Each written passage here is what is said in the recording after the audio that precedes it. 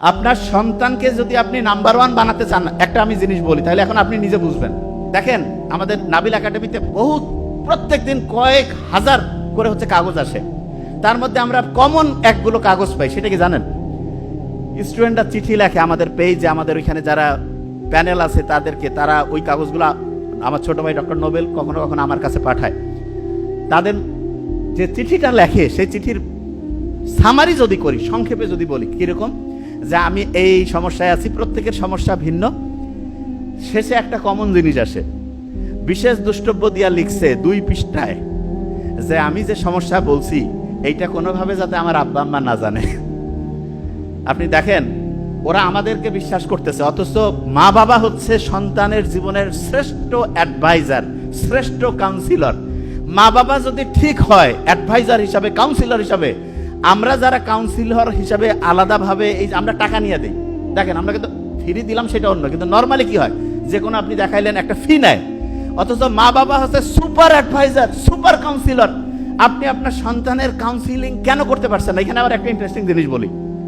এক প্রফেসর, নাম নিব না, চিনে ফেলবেন, উনি একদিন বলতেছেন, নাবিল আমার ছেলেটার একটু কাউন্সিলিং করো তো। আমি বললাম, স্যার আপনি তো অনেক লক্ষ লক্ষ মানুষের কাউন্সিলিং করছেন। কয় আমার বেটা আমার কথা শুনে না। কেন? আমি বললাম, স্যার, আমি তখন স্যারের সাথে আলাপ করলাম যে কি কারণে।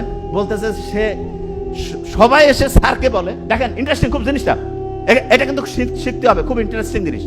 সবাই এসে স্যারকে টাকা দিয়ে দেখাচ্ছে, স্যারের বেটা, স্যারের ছেলে স্যারের কাছে শুনতেছে না।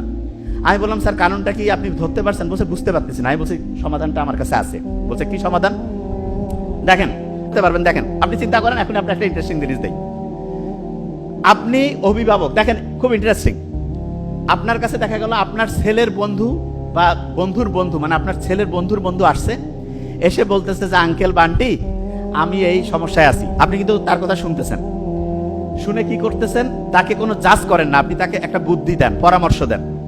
আবার ওই আপনি যখন আপনার নিজের ছেলে মেয়ে এসে বলে আমার এই সমস্যা, হ্যাঁ তুই আমার বেটাই হয় এরকম করছিস, আমার বেটি হয় তোর খেয়া ফেলাবো আজ, এই যে জাজমেন্টাল হই, তখন দেখা যায় ছেলে মেয়ে নিজেকে নিজের বাবা মার কাছে সবকিছু বলতে চায় না।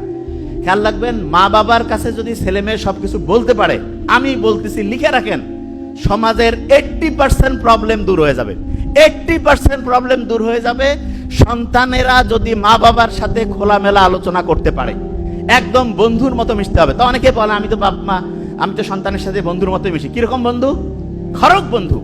দেখা যায় সন্তানের ভালো হইলে আসি, যে কোনো খারাপ কিছু হইলেই এই তুই এটা করছিস, এত বড় ভুল করছিস, তোর শেষ। তোর আব্বা আসুক, তোর আম্মা আসুক, মানে আব্বা আম্মাকে বলতেছে, আম্মা আব্বাকে বলতেছে, একটা গ্যাঞ্জাম লাগাই দিল। নো, এটা করবেন না। আপনি তাকে চিন্তা করবেন যে তার অবস্থায় আপনি থাকলে আপনি যাকে বলতেছেন তার কাছ থেকে কি আচরণ আশা করতেন, এবং ওই সন্তানটা যদি আপনার না হয়ে আপনার বন্ধুর বা অন্য কারো হইতো, আপনি যেই অনুযায়ী তাকে হচ্ছে ঠিকভাবে দিক নির্দেশনা দিতেন, সেটাই করতেন।